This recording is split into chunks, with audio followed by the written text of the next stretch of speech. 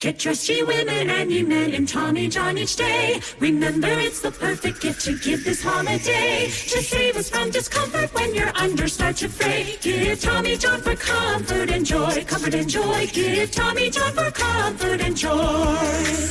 Santa's not the only one with a sack, you know? Upgrade yours with Tommy John. Shop their Black Friday sale now. Save 30% site-wide at TommyJohn.com/Spotify. TommyJohn.com/Spotify. See site for details. Four Roses has perfected the art of quality and consistency since 1888, a passion you can taste in every pour. Their unwavering commitment to producing high-quality bourbon has never changed, making Four Roses the perfect complement to life's most mellow moments, whether you're catching up with a friend or relaxing at home. Learn more at fourrosesbourbon.com. Be mellow, be responsible. This is SpaceTime Series 24, Episode 63, for broadcast on the 4th of June 2021. Coming up on SpaceTime, a new study suggests the Jovian ice moon Europa could have undersea volcanoes, NASA launches a high-altitude plasma experiment, and the US Space Force takes over the Vandenberg Air Force Base. All that and more coming up on SpaceTime. Welcome to SpaceTime with Stuart Gary.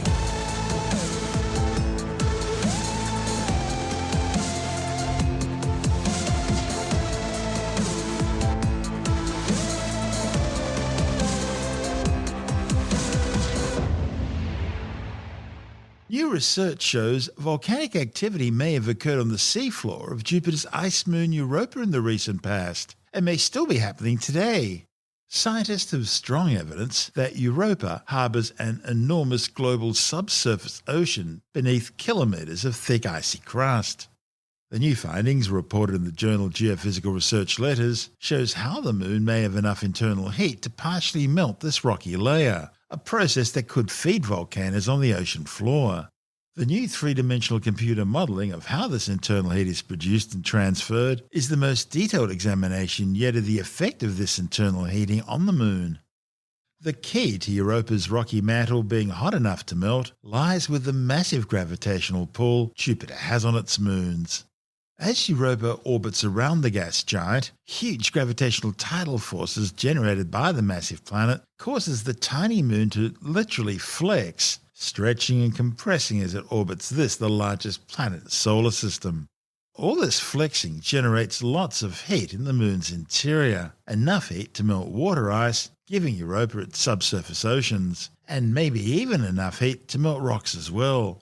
The research shows where this heat dissipates and how it melts Europa's rocky mantle, increasing the likelihood of volcanoes on the seafloor. Volcanic activity deep under Europa's icy crust has been a topic of speculation for astronomers for decades. The new studies predicted the volcanic activity most likely occurs near Europa's poles, the latitudes where the most heat's generated. Now, if they exist, these underwater volcanoes could be powering a hydrothermal system just like that which fuels life at the bottom of Earth's oceans. On Earth, when the seawater comes into contact with hot magma at the mid-ocean ridges, the interaction results in chemical energy. And it's this chemical energy from the hydrothermal systems, rather than sunlight from the surface, which helps support life deep in Earth's oceans. Volcanic activity on Europa's seafloor would therefore be one way to support a potential habitable environment in that moon's oceans. The new findings come as NASA continues its preparations for its upcoming Europa Clipper mission, which is targeting a 2024 launch date and a 2030 arrival time at Europa.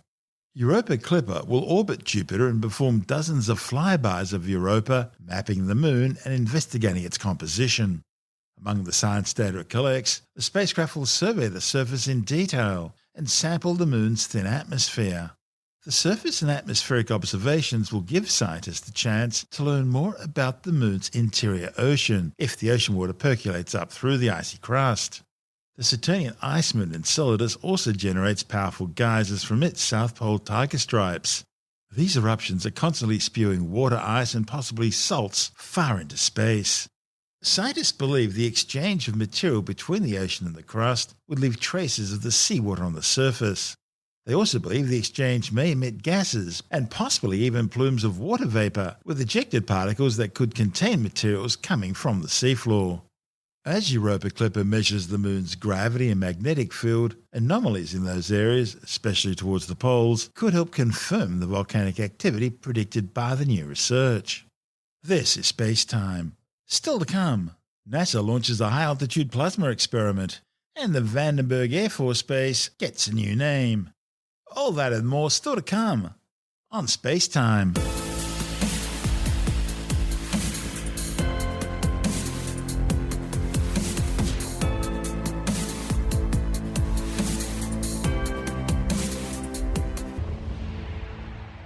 Okay, let's take a break from our show now for a word from our sponsor, NordVPN.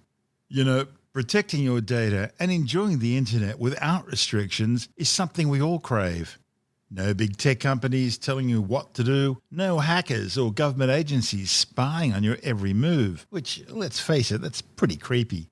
The answer involves using a good virtual private network service, and that's where NordVPN comes in. It gives you complete anonymity online, protecting you from snoopers and hackers. And you can use it on any device, including your mobile, tablets, laptops, or desktop computers. With NordVPN, you can bypass censorship filters, and you get access to websites that are geo-blocked. By using NordVPN, you'll be able to stream videos without buffering, both at home and abroad. And NordVPN lets you enjoy unlimited bandwidth for all your devices, so you don't have to worry about running out of data again. NordVPN lets you protect yourself from cyber attacks by encrypting sensitive information like banking passwords and credit card numbers. That means hackers won't be able to see what's inside your messages if they're intercepted. In fact, NordVPN is simply the world's best virtual private network service. You really need NordVPN. And to help you get started, we have a special offer for you through SpaceTime. Just go to nordvpn.com/StuartGary or use the coupon code StuartGary to get a 2-year plan plus 1 additional month at a huge discount. That URL again is nordvpn.com/StuartGary or use the coupon code StuartGary at the checkout. And you'll find the URL details in the show notes and on the SpaceTime website. That's nordvpn.com/StuartGary. And now it's back to our show. This is SpaceTime with Stuart Gary. NASA has launched a sounding rocket on a mission to better understand the interaction between charged particles from the Sun and those in near-Earth space.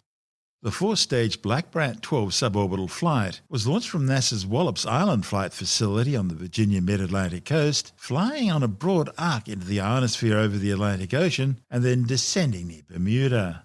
The mission came on the final day of a 10-day launch window, which had been plagued by bad weather and high-altitude winds. The mission payload was the University of Alaska Fairbanks Kinetic Scale Energy Momentum Transport Experiment. It's designed to study how plasma energy and momentum are transported between different regions of space which are magnetically connected. Principal investigator Peter Delamere says the Aurora Australis and Aurora Borealis, the southern and northern lights, are formed when ionized particles from the Sun, flowing in the solar wind and coronal mass ejections, are captured by Earth's magnetosphere and transported down magnetic field lines into Earth's atmosphere, where they collide with atoms and molecules, releasing photons and putting on their spectacular light displays. Delamere says that electrons in Earth's local space environment and in the solar wind have relatively low energies, but the aurora are generated by very high energy electrons, and he wants to understand this energization mechanism. Another example of energy momentum transport is the interaction between Io's atmosphere and Jupiter's local space environment, which leads to an Io-induced auroral spot in Jupiter's atmosphere. Astronomers know the power generated by Io's interaction and the auroral power from the spot. But they don't know how the energy and momentum are transported along the connecting magnetic field lines between the two. To try to work this out, the kinetics experiment saw the high-altitude release of 2 canisters of barium thermite, producing purple and green plasma clouds. These plasma clouds then generated their own electromagnetic fields and waves, which then interacted with the existing plasma in Earth's ionosphere. This is SpaceTime. Still to come, the Vandenberg Air Force Base gets a new name, and the June solstice, the constellation Virgo, and the Taurids meteor shower are among the highlights of the June night skies on Skywatch. All that and much more still to come on SpaceTime.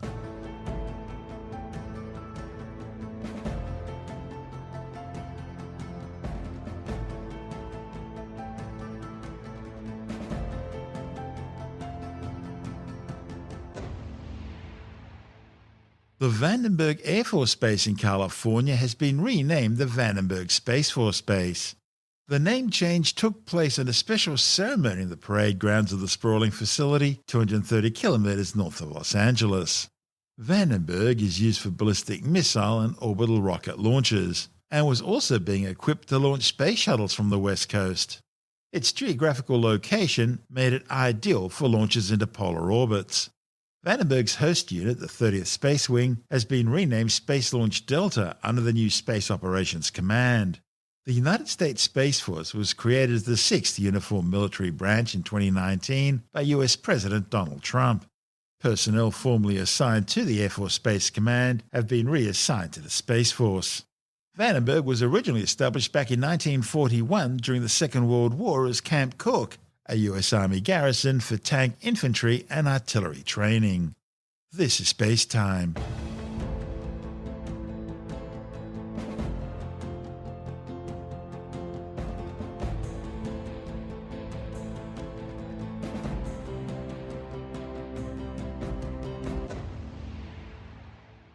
And time now to check out the night skies of June on Skywatch.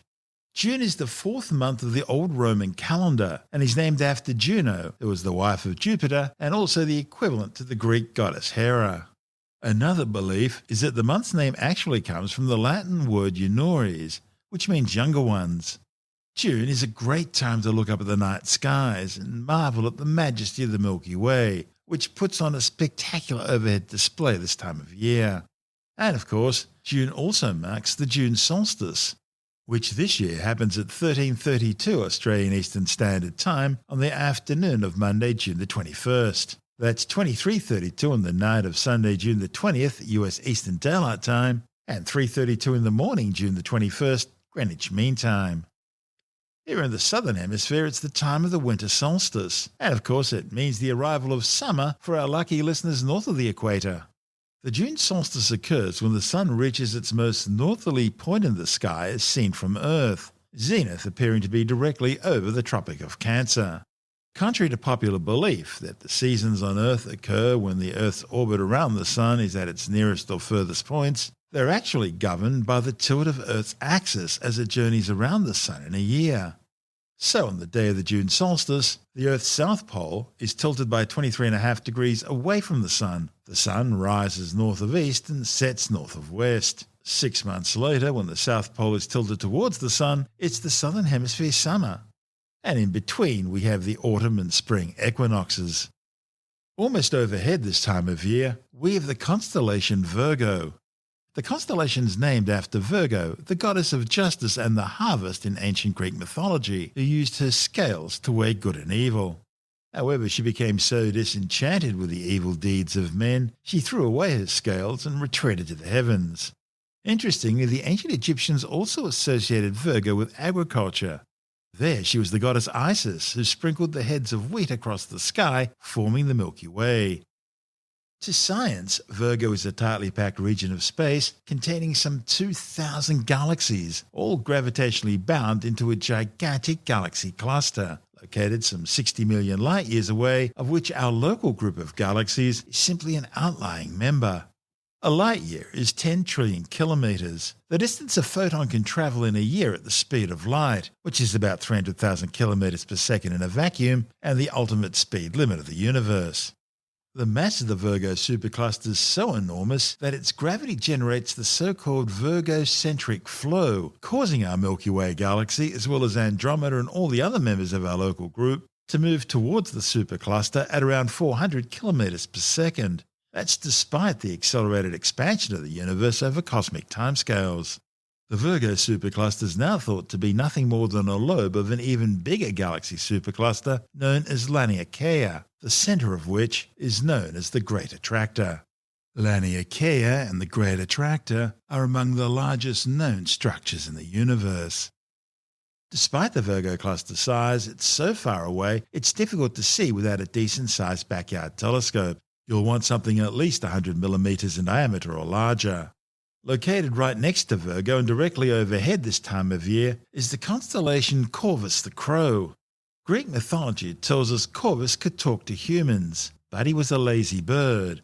And so Apollo took away his ability to speak and banished him to the heavens.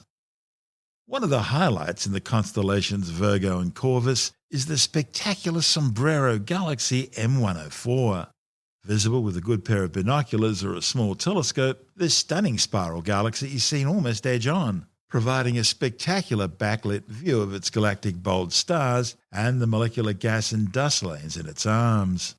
M104 is located some 31 million light-years away and is moving away from the Milky Way at about 1,000 kilometers per second. The Sombrero Galaxy has a diameter of about 50,000 light-years. That's about 30% the size of our own galaxy, the Milky Way. It's surrounded by up to 2,000 globular clusters and an active central supermassive black hole at least 1 billion times the mass of our Sun. Now, by comparison, Sagittarius A star, that's the supermassive black hole at the center of the Milky Way, has just 4.3 million times the mass of the Sun.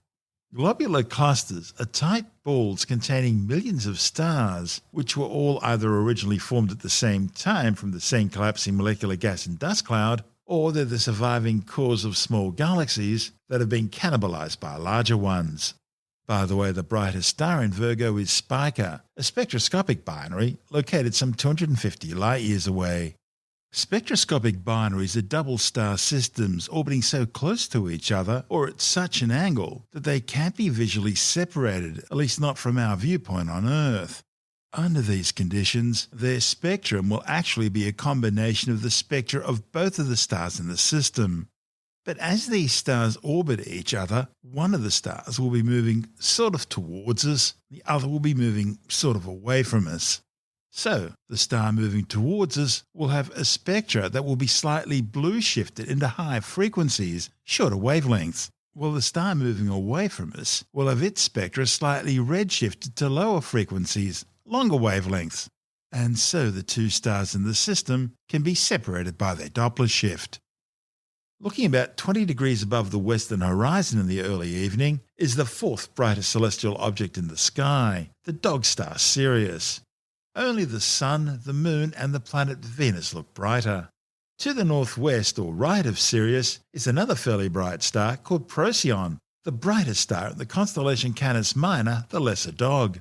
In Greek mythology, Canis Minor and Canis Major were Orion's hunting dogs. Procyon is a binary star system comprising a spectrotype F main sequence white star, Procyon A, and a faint white dwarf companion, Procyon B. Main sequence stars are those undergoing hydrogen fusion into helium in their cores. Astronomers describe stars in terms of spectral types, a classification system based on temperature and characteristics. The hottest, most massive and most luminous stars are known as spectrotype O blue stars. They're followed by spectrotype B blue-white stars, then spectrotype A white stars, spectrotype F whitish-yellow stars, spectrotype G yellow stars, that's where our Sun fits in, spectrotype K orange stars, and then the coolest and least massive of all stars are spectrotype M red stars, commonly referred to as red dwarfs. Each spectral classification is also subdivided using a numeric digit to represent temperature, with 0 being the hottest and 9 the coolest, and a Roman numeral to represent luminosity. Now put all that together and our Sun is officially classified as a G2V or G25 yellow dwarf star. Also included in the classification system are spectral types L, T and Y, which are assigned to failed stars known as brown dwarfs, some of which were actually born as spectrotype M red dwarf stars, but became brown dwarfs after losing enough of their mass. Brown dwarfs fit into a category between the largest planets, which are about 13 times the mass of Jupiter, and the smallest spectrotype M red dwarf stars, which are around 75 to 80 times the mass of Jupiter, or 0.08 solar masses. The white dwarf Procyon B has about 0.6 times the mass of the Sun and a diameter of about 8,600 kilometres. A white dwarf is the stellar corpse of a sun-like star. Having used up its nuclear fuel supply, fusing hydrogen into helium in the main sequence, it then expands into a red giant and begins fusing helium into carbon and oxygen. Stars like our Sun aren't massive enough to fuse carbon and oxygen into heavier elements, and so they turn off. Their outer gaseous envelopes float off into space as spectacular objects called planetary nebulae. What's left behind is a super-dense white-hot stellar core about the size of the Earth called a white dwarf, which will slowly cool over the eons of time. Located about 11.6 light-years away, Procyon A has about 1.5 times the mass of the Sun and about twice its radius. It also has about 7 times the Sun's luminosity, making it unusually bright for a star of this type. And that suggests that it started to evolve off the main sequence after having fused nearly all of its core hydrogen into helium. It means the star's about to expand into a subgiant as it begins fusing core helium into carbon and oxygen and burning hydrogen in its outer shell. As it continues to expand, the star will eventually swell to somewhere between 80 and 150 times its current diameter. It'll then become a red giant. This will probably happen within the next 10 to 100 million years. The blink of an eye in astronomical terms. The two stars, Procyon A and B, orbit each other every 40.82 Earth years at an average distance of 15 astronomical units, about the distance of Uranus's orbit around the Sun. An astronomical unit is the average distance between the Earth and the Sun, which is about 150 million kilometres or 8.3 light minutes. Looking to the north-northwest now, and you'll see the constellation Leo the Lion, looking like a bunch of stars shaped like an upside-down question mark. Located just 36.7 light-years away in the constellation Bootes the Herdsman is Arcturus, a bloated, aging red giant, about 7.1 billion years old, and nearing the end of its life. Having used up all its core hydrogen, it's now fusing helium into carbon and oxygen. That's caused the star, which is only slightly more massive than the Sun, to expand outwards to around 25 times the Sun's diameter and become about 170 times as luminous.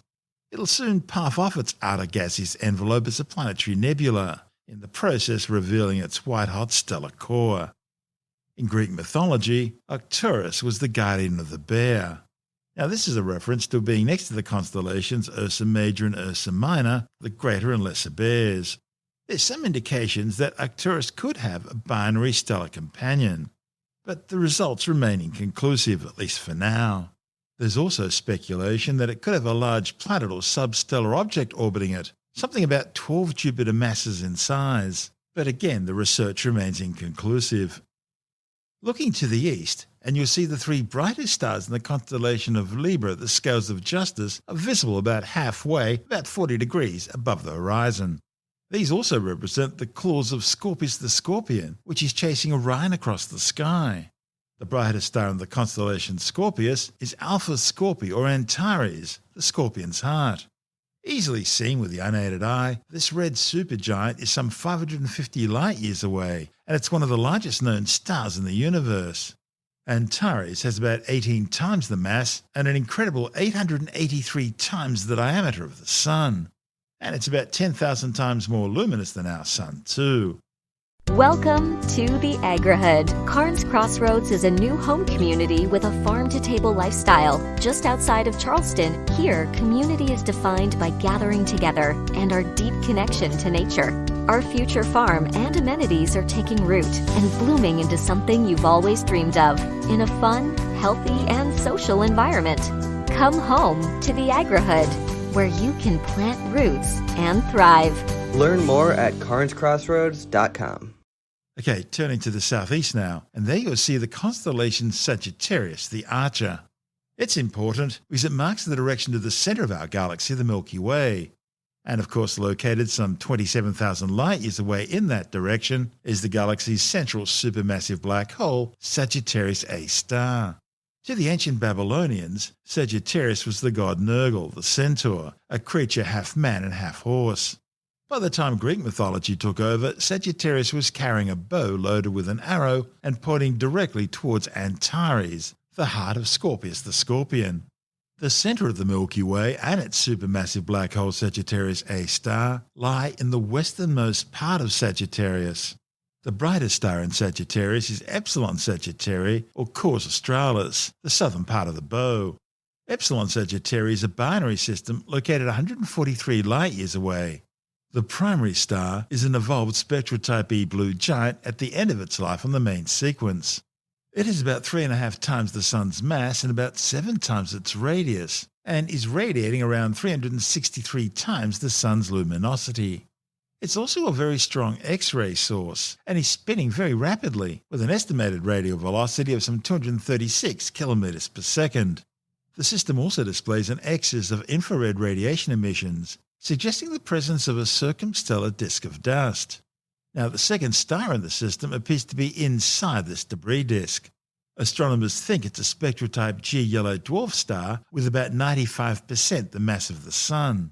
The second brightest star in Sagittarius is Sigma Sagittarii, or Nunki. The name Nunki is Babylonian, however its meanings are unknown. It's thought to represent the ancient Babylonian sacred city of Urdu on the Euphrates River. Now, if correct, that would make Nunki the oldest known star name in current use. Nunki is a spectral type E blue star, located about 260 light-years away. It has about 8 times the Sun's mass, 4.5 times its radius, and about 3,300 times the Sun's luminosity.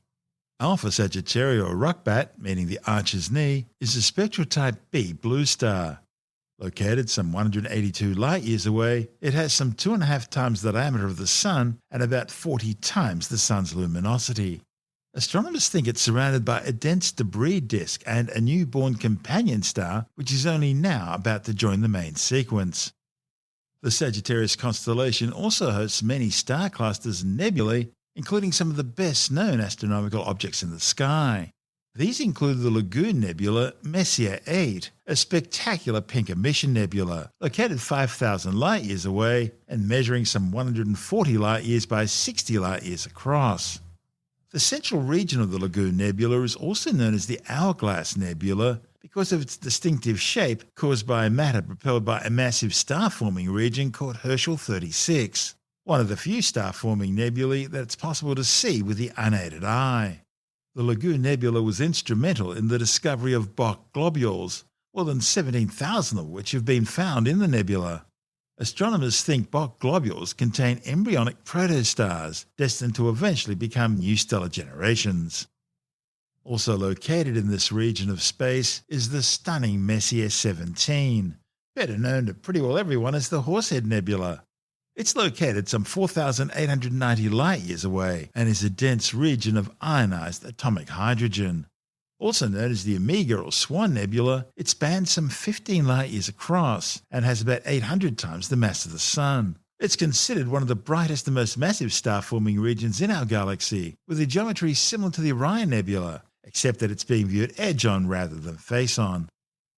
The open star cluster NGC 6618 lies embedded in the nebulosity, and its gases cause the nebula to shine due to the intense radiation from its hot young stars.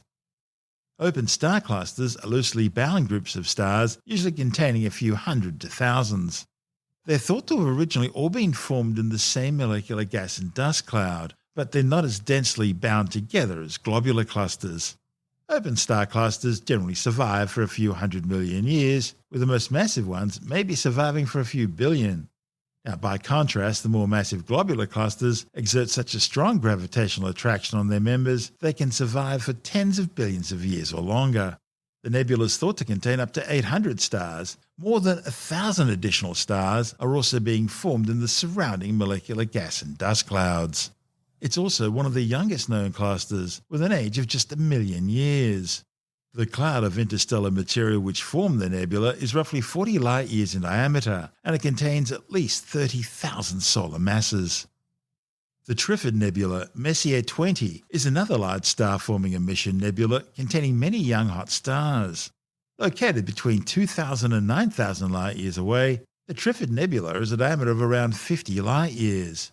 The outside of the Trifid is a bluish reflection nebula, while the inner region glows pink thanks to ionized hydrogen. There are also two dark bands dividing the Trifid Nebula into three regions or lobes. Hydrogen in the nebula is being ionized by a central triple star system which formed at the intersection of the two dark bands, creating its characteristic pink colour. Another star-forming region in this part of the sky is NGC 6559, located some 5,000 light-years away and containing both red emission and blue reflection regions. Now, the grouping of these three nebulae, the Lagoon Nebula, the Trifid Nebula, and NGC 6559, is known as the Sagittarius Triplet. Another object worth looking out for is the Red Spider Nebula, NGC 6537.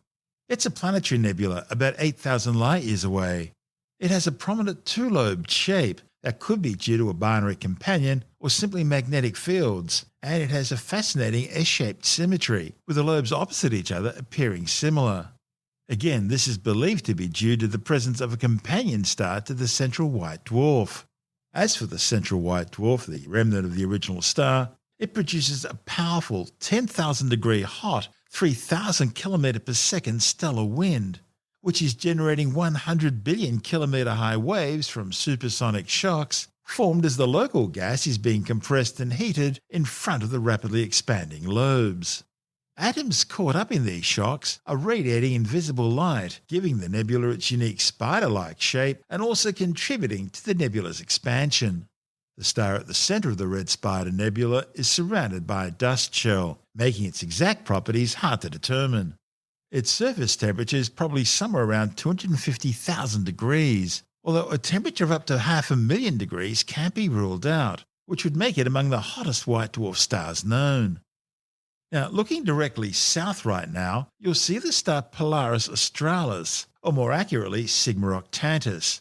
It's the nearest star to the southern celestial pole, and consequently the counterpart to the northern star Polaris. However, Sigma Octantis is far harder to see than Polaris because it's much fainter. Located some 270 light-years away, it's an orange giant reaching the end of its life. Now, turning to the southwest and just above the horizon, you'll see the star Canopus. It's the second brightest star in the night sky after Sirius. Canopus is located some 310 light-years away and is the brightest star in the constellation Carina the Keel. Canopus is a supergiant some 9 times the mass of the Sun and 71 times its diameter. The month of June also marks the first of 2 annual encounters with the Taurids meteor shower. The Taurids are generated as the Earth passes through the debris stream created by the comet 2P Encke, which itself could be part of a larger comet which broke apart about 20,000 to 30,000 years ago, most likely following numerous interactions with the powerful gravitational field of the planet Jupiter. As their name suggests, the Taurids' radiant, or apparent point of origin, is in the constellation Taurus the Bull. The Taurids meteor shower is made up of larger, more massive material. Think of pebbles instead of dust grains. Earth passes through this stream twice every year, once in June, then again in October, where it's called the Halloween fireballs. The Taurids releases material both by normal cometary activity and also occasionally by close encounters with the tidal gravitational force of the Earth and other planets. Now, all this combines to make the Taurid stream of material the largest in the inner solar system. And since the meteor stream is rather spread out in space, the Earth will take several weeks to pass through it, causing an extended period of meteor activity compared with the much smaller periods of activity for other meteor showers. Now, included in the Taurid stream is a denser flow of gravelly meteoroids called the Taurid swarm. It's thought to be a ribbon of rocks roughly 75 million kilometres wide by 150 kilometres across and held in orbit by Jupiter's gravity. Now, occasionally the Earth will pass through some of the larger meteoroids in the denser Taurid swarm, and that can make things rather interesting on Earth. In fact, one of the larger chunks of the Taurid swarm is now thought to have been the cause of the infamous Tunguska meteor event in the skies over Siberia on June 30, 1908. The Tunguska event is now believed to have been the airburst of a 100-metre wide meteor over the Tunguska region of Russia, causing mass devastation and flattening more than 2,000 square kilometres of forest into matchsticks. In fact, the blast was so bright it lit up the skies in London a third of the way around the planet. Tunguska remains the largest known Earth impact event in recorded history. It was considered a 1 in 1,000-year event, assuming a random distribution of events over time. But new studies suggest the event may have been caused by a Taurid swarm meteor. And with Earth passing through the swarm periodically, it changes the odds significantly. Now, if this study is correct, the swarm heightens the possibility of a cluster of large impacts on Earth over a relatively short period of time. Further complicating matters, the June Taurids are actually seen as two separate showers. The southern Taurids are the ones associated with the comet 2P Encke, while the northern Taurids originate from the asteroid 2004 TG10, an eccentric kilometre-wide asteroid classified as a near-Earth object and a potentially hazardous asteroid of the Apollo group. Jonathan Nally is the editor of Australian Sky and Telescope magazine, and he joins us now to continue our tour of the June night skies on Skywatch. G'day, Stuart. So, let's take a look at the night sky for June. So, for us in the southern hemisphere, which is where I live, we're heading into winter. Well, we're in winter now. So, this is an interesting thing actually about the season. So, in Australia here, we consider winter to be just 3 calendar months: June, July, August. Whereas in some other parts of the world, their season will start exactly on the solstice day. That's the beginning of their season, whether it's summer or winter. That's most countries, isn't it, do that? We're unusual. This is a British sort of thing, isn't it? It's an unusual sort of thing. But look, most seasons sort of don't really correspond with the seasons anyway. Talking about winter and summer to someone who lives in the tropics. I used to live in Darwin, and we have wet, build up and dry. That's it, just those three. That's right. So anyway, winter time basically here in the southern hemisphere where I am, and summertime up north. Summertime, of course, is great for viewing because you go out and do some stargazing and it's nice and warm and the weather's usually good. Wintertime, it's colder. But the one advantage you get with wintertime is that the nights are longer. So you do have more time of darkness. You go out and do some stargazing. So if it's cloudy at 7 o'clock at night, leave it till 9 and the clouds might have cleared up. So that is the one advantage of doing some stargazing during winter. But also, of course, you can see lots of good things. So in June, if you go outside and you have a look, you'll see our galaxy seen from the inside, which is the Milky Way, stretching all across the sky from the east to west. That's in the sort of early part of the evening after it's got dark. For us down here in the south, you'll be able to see the Southern Cross about 2/3 of the way up from the southern horizon, standing upright. It looks a bit like a kite, pretty easy to see. Just these 4 stars, reasonably bright too. It's a very small constellation, so people go out and they think it might be a huge thing, but it's actually the smallest constellation there is. So don't look for something that's really giant. It's really compact, like a little kite flying in the sky. Over in the west, about to disappear for the rest of the season, is the brightest star in the night sky, Sirius, in the constellation Canis Major, and further around to its left or the southwest is the second brightest star in the sky called Canopus. That's in the constellation called Carina. If you're in a dark location and you're down here in the south, you've got clear skies and an unobstructed view of the southern horizon, have a look and see if you can spot these 2 Magellanic clouds we're always going on about.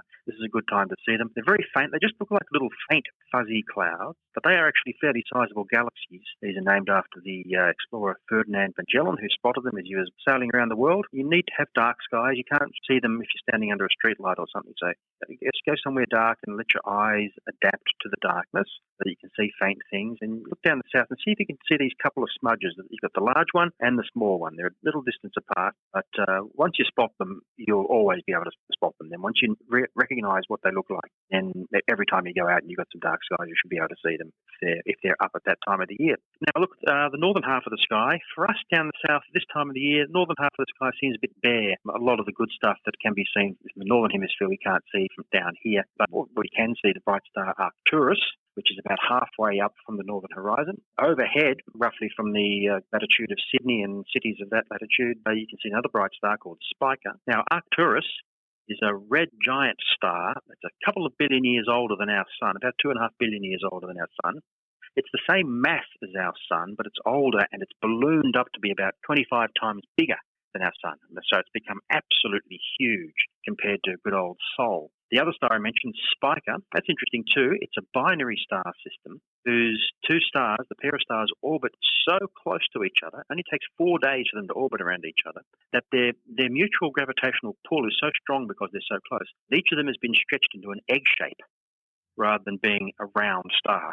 So imagine that, an enormous, one of them is big, one of them small, an enormous star. No, I'm talking actually about egg-shaped, not just a flattened sphere. I'm actually talking egg-shaped. So one side of it is pulled out, pointing in the direction of the other star, and the other star is pointing in the direction of that star. So the gravitational attraction is really strong. The gravitational attraction is because they're so close to each other. They orbit around each other every 4 days, can you believe? Imagine a huge star doing that. So, yeah, really interesting when you go out and look at some of these stars, when you know what you're looking at, when you do a bit of investigation and work out what scientists found, they take on a bit more interest, I think, than just these little lots of light in the sky.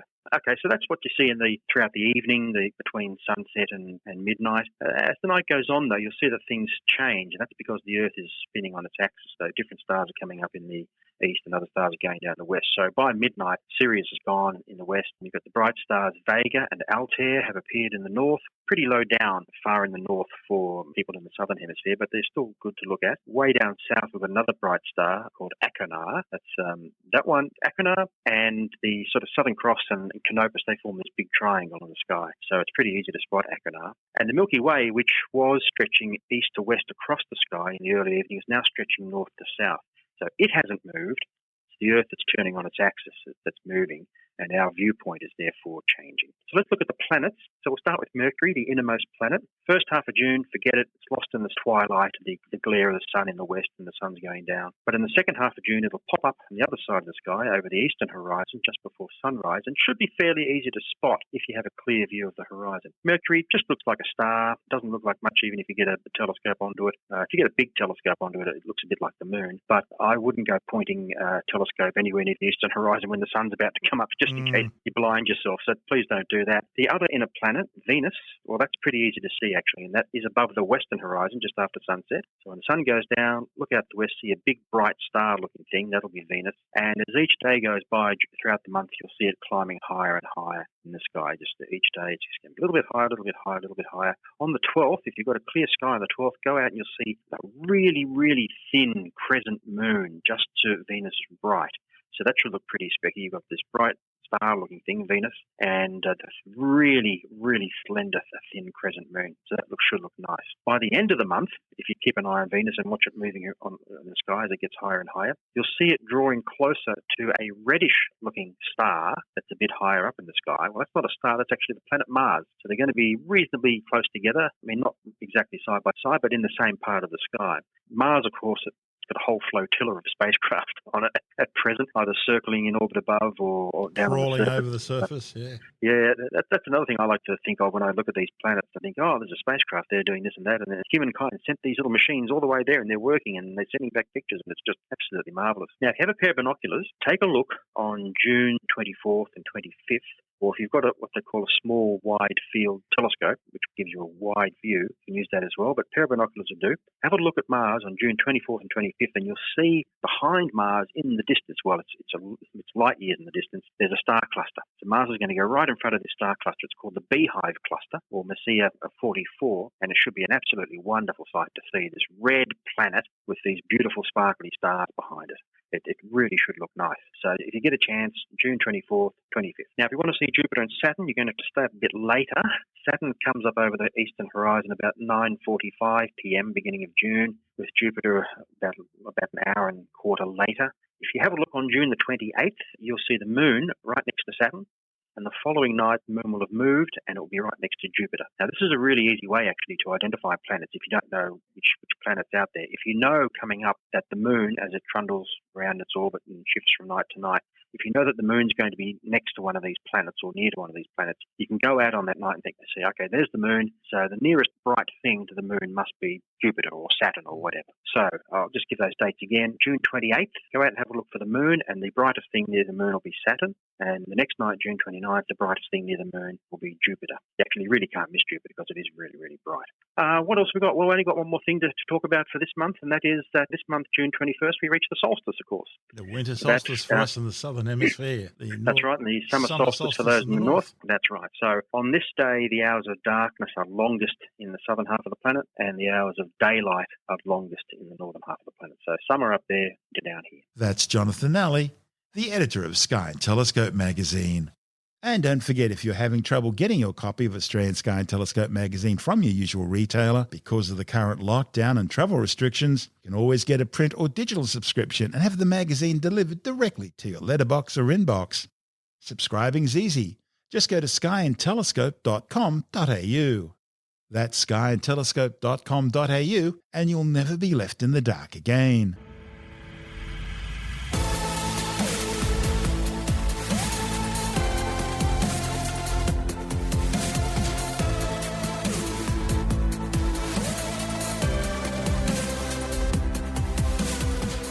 that's the show for now.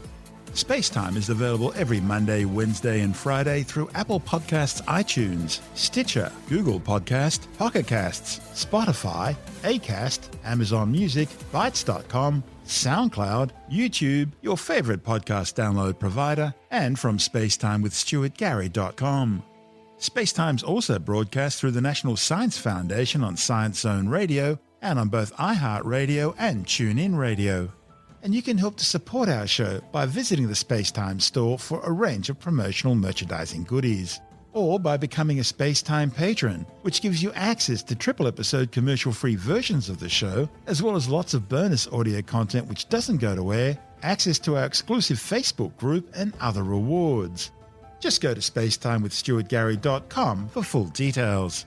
And if you want more SpaceTime, please check out our blog, where you'll find all the stuff we couldn't fit in the show, as well as heaps of images, news stories, loads of videos, and things on the web I find interesting or amusing.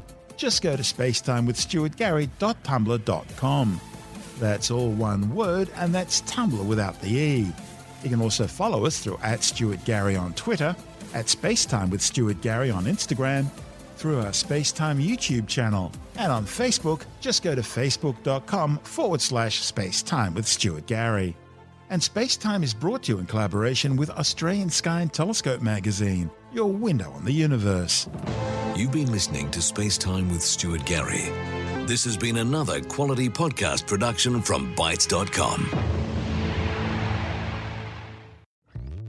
Hello, Saver.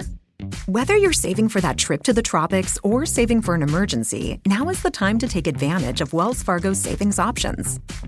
Wells Fargo offers savings accounts that can help you save towards your goals. So, what are you saving for? Visit a Wells Fargo branch or wellsfargo.com/save to open a savings account today.